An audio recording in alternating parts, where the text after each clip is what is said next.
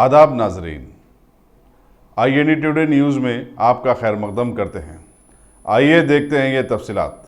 रियासत महाराष्ट्र की हज कमेटी के कुछ मेंबर्स ने हमारे हैदराबाद के दौरे में यहां की हज कमेटी के जिम्मेदारों से बातचीत करते हुए इस बात को तक़वियत दी है कि आइंदा सीजन से मुल्क की मिल्लत इस्लामिया की आसानी के लिए उम्रे के वीज़े का इंतज़ाम भी हज कमेटियों की जानिब से किया जाएगा।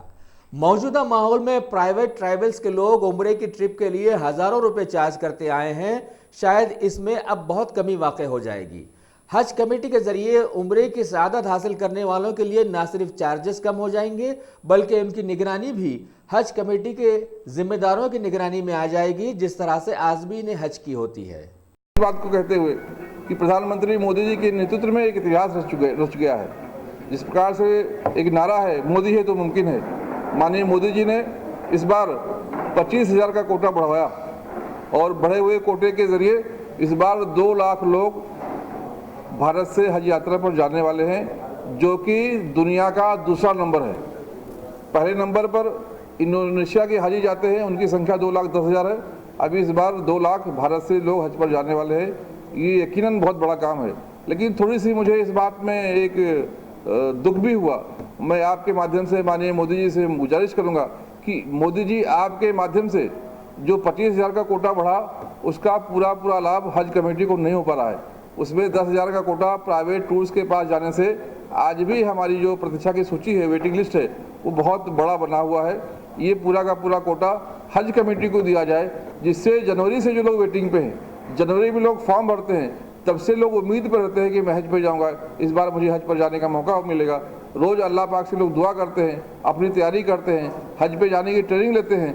लेकिन अगर वो नहीं जाते हुए प्राइवेट टूर्स के माध्यम से, जो पैसे वाले लोग हैं, जो ज़्यादा पैसा देकर हज के जाने के लिए प्राइवेट टूर्स के माध्यम से जाना चाहेंगे और वो जाएंगे, तो कहीं ना कहीं ये गरीब आदमी का दिल दुखेगा। तो ये जो बढ़ा हुआ कोटा है, ये पूरे कोटे को हज कमेटी को दिया जाए, जिससे ज़्यादा से ज़्यादा लोग हज पर जा सकें। और एक जो पॉलिसी मैंने ये भी देखा कि जो कोटे का आवंटन है, 70% कोटा हज कमेटी के पास है और 30% कोटा प्राइवेट टूर्स के पास है।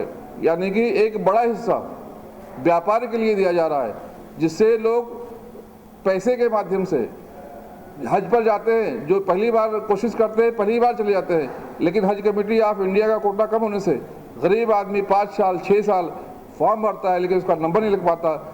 और प्राइवेट टूर्स से लोग, पैसे वाले लोग जल्दी हज पर चले जाते हैं। अगर हज कमेटी का कोटा बढ़ाया जाए, 70% के बजाय अगर 90% किया जाए, तो ज़्यादा लोग सस्ते में हज पर जा सकते हैं। एक तरफ हज कमेटी ऑफ इंडिया 2.5 लाख में हज करवाती है, तो दूसरी तरफ प्राइवेट टूर्स के लोग 5 लाख 6 लाख 7 लाख में हज पर लेके जाते हैं, जो कि गरीब आदमी के ऊपर एक बहुत बड़ा भार पड़ता है। और मेरा ऐसा मानना है कि प्राइवेट टूर्स इसलिए बनाए गए कि जो रईस लोग हैं, जो बड़े आदमी लोग हैं, जिनके पास ज़्यादा पैसा है, जो लग्जरी हज करना चाहते हैं, वो प्राइवेट टूर से जाएं। तो मेरा ऐसा मानना है कि हिंदुस्तान में 30% ऐसे लोग नहीं हैं जो लग्जरी हज करना चाहते हैं। हज कमेटी में नंबर नहीं लगने से वही गरीब आदमी जो हमारे पास पासपोर्ट जमा करता है, जो हमारे पास फॉर्म भरता है, लेकिन इसका नंबर यहाँ पर नहीं लगता है, वो मजबूरी में ज़्यादा पैसा देकर प्राइवेट से हज पर जाता है। तो कहीं ना कहीं प्राइवेट का कोटा और कम करके उसको हज कमेटी को दिया जाए, जिससे ज़्यादा से ज़्यादा लोग यहाँ पर हज जा सकें। आप कह रहे थे कांग्रेस जो है सब्सिडी के नाम पे लोगों को बेवकूफ़ बना रही थी, तो क्या बीजेपी के पास भी इस तरीके के कुछ प्लान थे सब्सिडी के? नहीं, हज मैंने जो देखा, मैंने जो अध्ययन किया, मैंने जो हज कमेटी ऑफ इंडिया का बजट देखा है, सब्सिडी के नाम पर लोगों को मूर्ख बनाया गया। हाजी को अभी तक एक पैसे की मदद नहीं की गई। 1927 से हज कमेटी शुरू हुई है। पहले हज कमेटी ऑफ बॉम्बे बना, उसके बाद हज कमेटी ऑफ पोर्ट ट्रस्ट बना, उसके बाद हज कमेटी ऑफ इंडिया बना। तब से लेकर आज तक हज कमेटी को 1 रुपये की मदद सरकार ने नहीं की, ना सरकार से हज कमेटी ने मांगा। आपके पास कुछ प्लान थे क्या ऐसे कुछ करने नहीं, हमारा जो प्लान है, लेकिन आप लोग हमारी कोशिश ये है कि हाजियों को ले जाने में और हाजियों को वहाँ रखने में सबसे बड़ा पैसा खर्च होता है।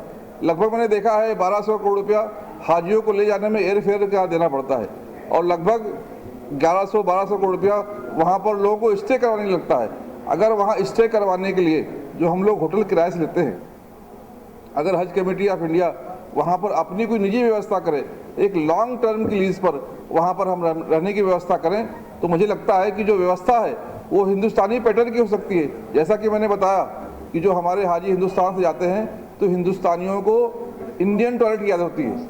लगभग 95% लोग इंडियन टॉयलेट चाहते हैं। हमारे किचन की व्यवस्था अलग होती है, हमारा खान पान अलग होता है, लेकिन वो व्यवस्था हम वहाँ नहीं दे पाते क्योंकि हम 2 महीने के लिए होटल बुक करते हैं।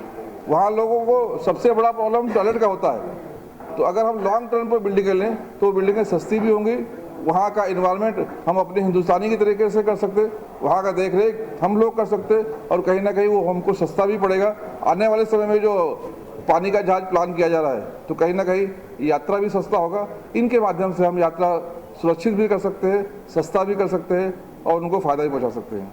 सर, जैसा कि आप अभी कहें कि महाराष्ट्र गवर्नमेंट उम्रा वीज़ा भी जो है अप्लाई हर कमेटी की तरफ से इस बात तय किया है, उसको हमने महाराष्ट्र सरकार से जो है बात की है कि हम हाजियों को उम्रा भी करवाने का काम करेंगे, क्योंकि उम्रे के नाम पर बहुत ठगी होती है।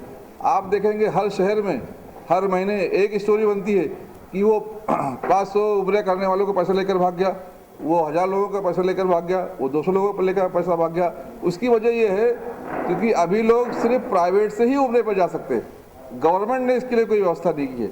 हम लोगों ने महाराष्ट्र हुकूमत की तरफ से प्लान किया है कि महाराष्ट्र स्टेट हज कमेटी इस हज के बाद उम्रे का काम भी शुरू करेगी और इंशाल्लाह बहुत अच्छे तरीके से सस्ते दामों में, अगर प्राइवेट टूर्स के लोग 60,000 में उम्रा करवाने का काम कर रहे हैं तो हमने जो कैलकुलेशन किया है, हमने जो उसका अध्ययन किया है, हम उनको 30,000 में उम्रा पर ले जाने का काम करेंगे।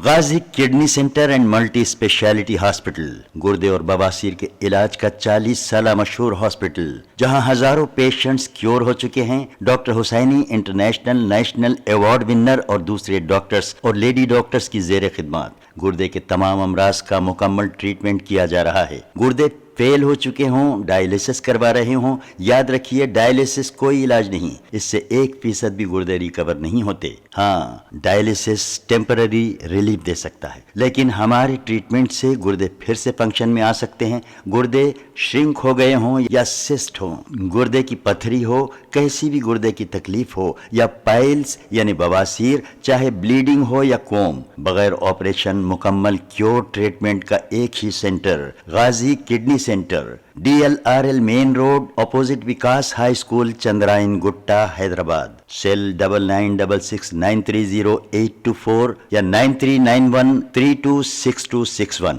अगर आपने हमारे चैनल को सब्सक्राइब नहीं किया है तो आपको यहाँ सब्सक्राइब बटन दिख रहा है, उसे क्लिक करिए और सब्सक्राइब कीजिए और साथ ही साथ बेल आइकॉन को भी क्लिक करिएगा, जिससे कि आपको ताज़ा अपडेट मिलते रहें।